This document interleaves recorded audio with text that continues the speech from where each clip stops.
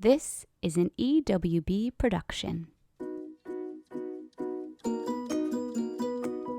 Hi, I'm Emmy Birch. And I am Sandy Thornton, and this is the Take Us With You podcast. Hey, Sandy, what's the Take Us With You podcast all about? So glad you asked. In a sea of badness coming out of every news station, let's provide some light, laughter, and levity to this strange time we are living in. I'm so glad that we're going to be going with you wherever it is you're going. Thanks for taking us with you. Welcome to the show. Hello, and welcome to the Take Us With You podcast. I'm Emmy. I am Sandy. We're so glad you're listening. How's it going, Sandy? You know, it's good. We are in the throes of the startup of all things, be it school and lessons and soccer. So right now it has been the last couple of weeks I've needed to really be grounded because I have not had my feet tethered to the ground yet. How about you? How are you doing? So far, so good. I'm kind of dying. Have the kids grasped the stop, drop, and roll drop off? Like, I have been hoping that they've grasped it. They have, but we've been training them since Kieran, my oldest son, was in kindergarten because I've been taking them to school and he's now in 6th grade. True. So yeah, at this point, they know what's going on. They know mommy's going to slow down and say, get out of the car. And then they get out of the car. And then I say, I love you so much. Have a good day. Okay, what about the other people in car drop off? I mean, I think at this stage, so it's September, now that we're making this recording, today is September 22nd. Don't steal my thunder. My dad joke's coming. I should have done my dad joke about the date. We'll get there. And so at this point, all the folks that are in that school, they have got it figured out, which is good. The only time it ever gets wonky is when, God bless, somebody's grandparents bring them to school and they're like, we've been here, never. We don't know what we're doing. So we're just going to skip everybody in this line and piss everybody off. But that's really it. But that's okay. It's okay. I can turn the other cheek in that grandparent. Okay, good. Well, I'm glad it's surviving. We're good on this end. It's almost midterms for college kids. Choir is up and running, and we are rocking and rolling through some fabulous repertoire with all the ensembles, and lots of great things are going on there. So I'm pleased with the progress. I feel like we started like a hurricane. Hit me like a hurricane, right? Good. Yes, I feel like the first start of the school year is always a challenge in so many ways, because in addition to like my own familial business of getting, everybody where they need to be, it's always the startup of my season as well. So I'm a church musician and all of our ensembles are kicking off right around now. And it's kind of like, there's this like janky little couple weeks of time where this person's starting here, this group's starting here, that I just don't feel settled, but now I'm getting to the settled. Nice. You know what I mean? Yes, nice. So good. I think it's interesting how everyone that I've talked to has said just this semester started crazy. And it's the end of September. And it flew by. It's fascinating. I read this article yesterday, actually, that said people are coming back to work and working 10 to 20% more because of the availability of Zoom and because of the availability to continue working when you're either working from your home office or not at the office and you're able to still touch point. People are putting in more hours than they did pre-COVID. I wonder, though, if that's such a good thing. It is not. Oh, my goodness. No, it can't possibly be. Burnout to the extreme. Right. And that's what I'm saying also, because this whole last, year and a half plus it's been such a hibernation of sorts that now that life is happening again, it feels like it's like, whoa, all the things. Yes. Yeah. All of and them. I don't know if I want that. I think it's a great question, though. I do feel like we are getting in a groove, and I'm pleased with the groove. I'm thankful for the routine of the day. My one tip, if you are still feeling like you are in the hurricane of crazy, is to take 15 to 20 minutes on a Sunday and plan out your week. Discipline warrants time, both putting in time, but also the reward of time in the end. If you are disciplined enough to sit and say, here's what I have to do this week, or here's what my blocks are. I love schedule blocking. You get it all done, and on Friday, you can actually turn off and enjoy your weekend versus Saturday being like, crap, I didn't do that one thing that's due. I got to do it right now. You know what it is? That is how I've been feeling, because I have not been doing the thing that you just said. I have been just living And then Saturday happens. I'm like, I have this, and this. And I don't know No. about my life. You So need the that's Saturday reset. complete transparency, listeners. Like sometimes that is exactly what happens. But I think, It's okay. yeah, I think that your method of sitting down on a Sunday, and I know you're a blocker. We all know I'm a lister, right? So Mm-hmm. I will go through Monday. Here's my list of things to do. So I don't necessarily assign a time to them. I just know, check them off, check them off. And I feel better when I do that. Mm-hmm. And then you see the list completed on Friday, and you're like, look at all the things that I was able to do this week. Whoop, whoop. Right. And now, do you also meal plan? Sometimes. It's a Okay. little more rigid now because we're in the last month of a training block. So, yes, a little more meal planning is happening at this moment, but not all the time. I think you have to have some flexibility and fun in there. I also love showing up in the kitchen and not knowing what's going to come out. I love that. I love that. Yeah. We will plan in so much as I say, this is what I'm making on Tuesday or Wednesday. But like, I know I have friends that are like, okay, Sunday's my day to cook 15 meals Mm-hmm. and box them up and put them in my fridge, grab and go. And I think in the moment, I think I'd love that taking the, what am I doing with my life in the kitchen off of my plate? But I just don't have 6 hours to devote to meal planning on a Sunday. I love the creativity. There are times in life that I do meal plan like that, especially from traveling, but I love the creativity. And I'll do like you. Like, I have the ingredients to do X, Y, and Z this week. Which one do you want? Or we'll be running on a Tuesday night towards the end, and I'll be like, okay, here are your options for dinner. And that usually motivates us for the last mile. So I know what I'm coming home and making. Yeah, it becomes a lot of fun too.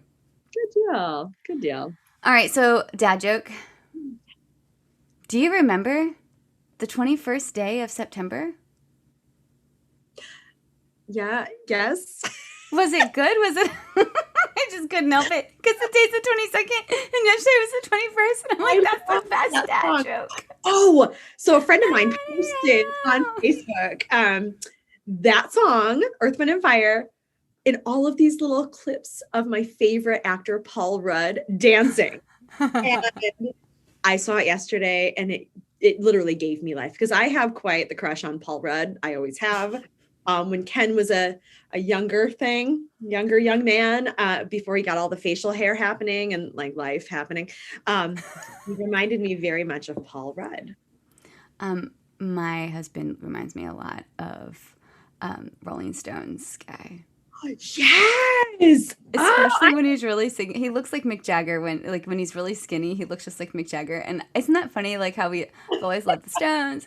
I remember telling him, I think one Halloween, I'm like, I know, you dress up like a young Mick Jagger and I'll be Mick Jagger's #1 fan. Oh, a groupie. You could be a groupie. Right? Yeah. Totally. Anyway, that's hilarious. Yeah.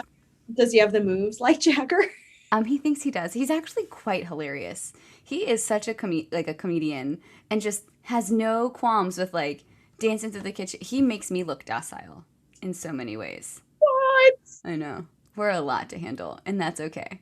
I love that. We should do a husbands episode at some point. Oh, we totally should. Husbands that are listening, if they listen, we're coming for you. Be ready. Watch it. All right. So let's segue. I don't actually have an article, but I'm happy to show you my screen of the last thing that we talked about. Oh, please don't show that screen. Ugh. I won't.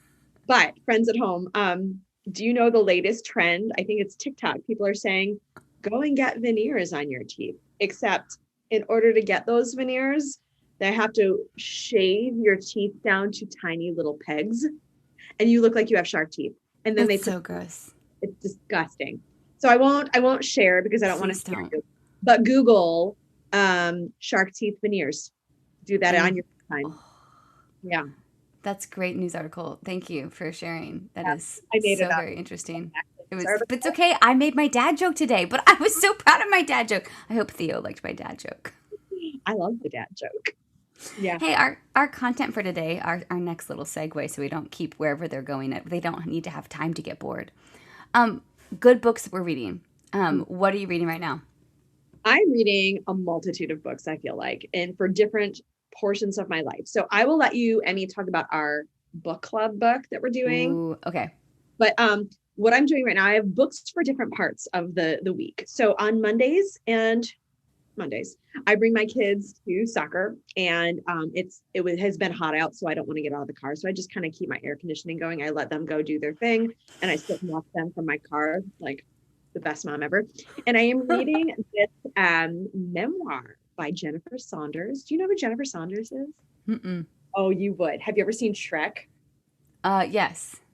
She is the fairy godmother in Shrek 2. That's who voices fairy godmother.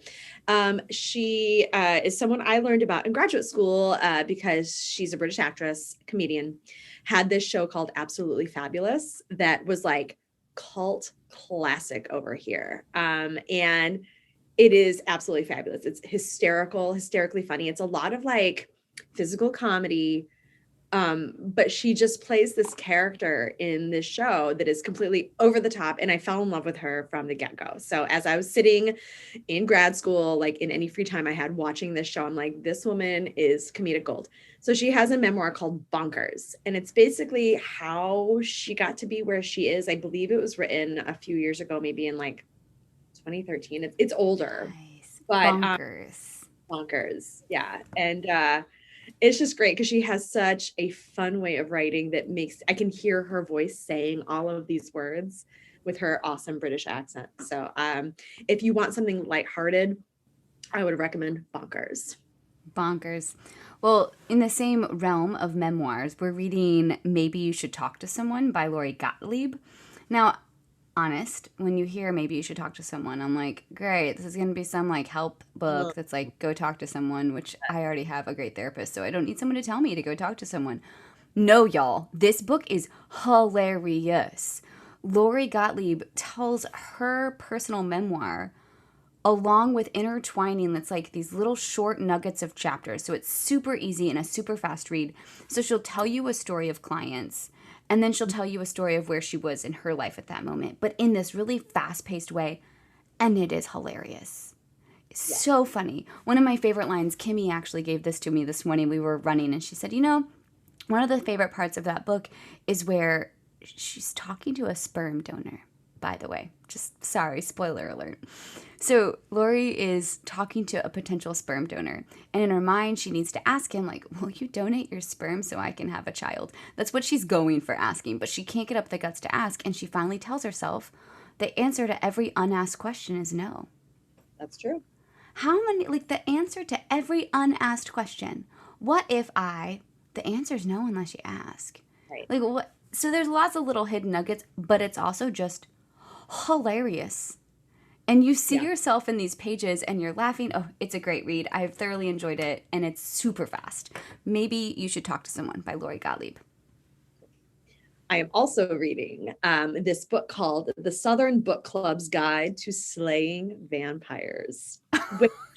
I know. And it's by Grady Hendrix is the author. And I got it on a whim. Like, it popped up into this, like, and I like horror books. I always have, and I like horror movies. And Right. especially when we start the seasonal change into autumn, Yes. I feel like October's coming, Halloween is coming. This is my time that if I'm going to read something a little out there, this is a good time for it. And I will tell you, I mean, I haven't been able to put it down.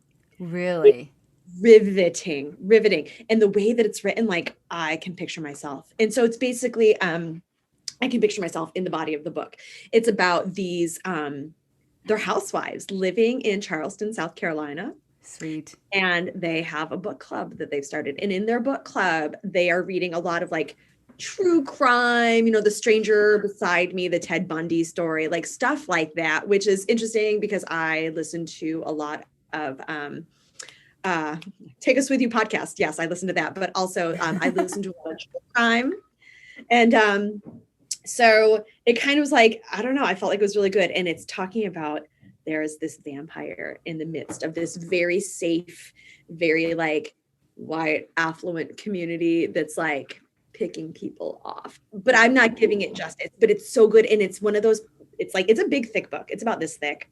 And I'm already 3/4 of the way through, and She's holding her fingers up, and it's about 2 inches if you're not watching it. Friends, sorry. Thank you. I got you. I gave you the verbal description. But I know I'm going to finish it this week. I know I will, because I just it's riveting, and to see the and it takes place over a span of years, and to see the change in the main character of like she starts off as freaking out that there's this like predator in her neighborhood that nobody can pinpoint and nobody's believing her, to the point of like a few years later, she just gets to be resigned about it because this predator guy has brought all of this wealth into the community. And so she's trading her desire for safety for like just this cushy lifestyle. And I'm not done with it yet, but it's so good. Okay, those are two very different books. I'll go different. Educated by Tara. Oh man, Tara. It's called Educated. It was a 2017 #1 New York Times bestseller. I can't put it down because her lived experience of life, I'm like, you've got to be kidding me. This is real life. This really happened to you. So it's a page turner because she tells the story of her life and then how she overcame it. It's an overcoming story, which I love. A good underdog story. Her name is Tara Westover. Thank you so much. See, I was close. Yeah. Tara Westover. It is a fun read. There are parts that make you think. But you keep turning pages because you can't believe this is the life that she has to live. And you want to see where she ends up. I mean, obviously you kind of know where she ends up because of her bio in the back of the book. But how does she get there? It's the getting there. Always exciting. I love following other people's lived experiences. And I think that's a great way to open up your mind to things that you didn't know growing up. Yeah, absolutely. Yeah, and I will say, like, book reading this year in particular, the 2021 year, I've made it a focus, and I have already read more books in this singular year than I have read in multiple years preceding. And it is truly like, it has been a lifeline for me. And I had forgotten, how much I used to devour books as a young person. Like, I read all those Babysitter's Club books, all of them. Oh, I was all about the young classics, like the young person's classic books. I read all of them. Huckleberry Finn, Tom Sawyer. Love. Yeah. And so it's just, I love same. And I don't know. It's been giving me a lot of joy, particularly this year. It's like the one of the New Year's resolutions that I've really held on firmly to. It's September 22nd, because don't you remember the 21st day of September? And look at you still hanging on to that New Year's resolution. Right on. Right on. All right. Anything else you're reading? Because I have one more I have on my stack. Yeah. So I'm also reading the Trusting God book by Jerry Bridges. We're doing that as a Bible study. And each chapter I find has been I have found little nuggets that are pertinent to my life. And some chapters I like more than others, to be completely honest. But, each one I am able to find a tie in. So it's been holding me to my faith, to continue to read that book. So I love that one. Yep. Yeah.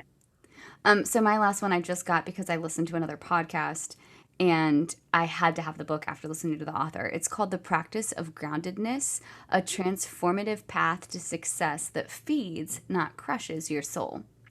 So Brad Stulberg's the author. He's also the guy who wrote Peak Performance and The Passion Paradox, which I've already read both of those. Great books. But he wrote those books, and he says in the podcast, he then was diagnosed with bipolar disorder. Or no, not bipolar. That was Educated. Sorry, spoiler. OCD.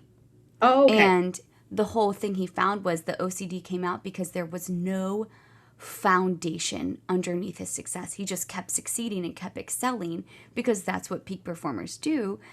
And then got to a peak, and when he had to recover, because there are going to be downs in your peak. There are going to be moments that you don't know exactly what you're supposed to be doing. That's part of the traveling over the mountains of life. This book is the steps of success to help you not crush your soul while you're going through and staying grounded. And he was on an interview with Shalane Flanagan, and hearing her talk about, she's retired marathon distance runner, a silver medalist, Olympic medalist, and she won the New York Marathon in 2017. But he's been coaching her as she transitions from retiring from running to coaching full time and what life looks like. How do you stay grounded through that transition? And I just got it in the mail and literally cracked it open immediately and read the introduction. It's going to be an epic book. I cannot wait. I need to read that. And I also want to get into the Deep Work book. Oh, Deep Work. Just read Deep Work. That book is so good. Yeah, I want to do that. So those Get are stuff done. that's on my forward list when I get through all my, autumn fluff books. I need to read some fluff. I mean, I feel like some of the things I'm reading have a little fluff in them, but I love that feeling after you've read and you're like, I accomplished something today. And also, I love being swept away. So sometimes I listen to good fiction to take me to a different place. And yeah, I've been very lucky. A lot of the fiction books I've read this year have done exactly that. Oh, I love it. So many good ones.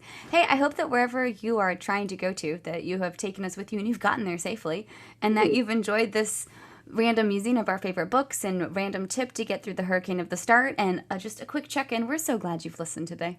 We are. And we're also going to post the titles and the authors of all the books we've discussed today on our social media.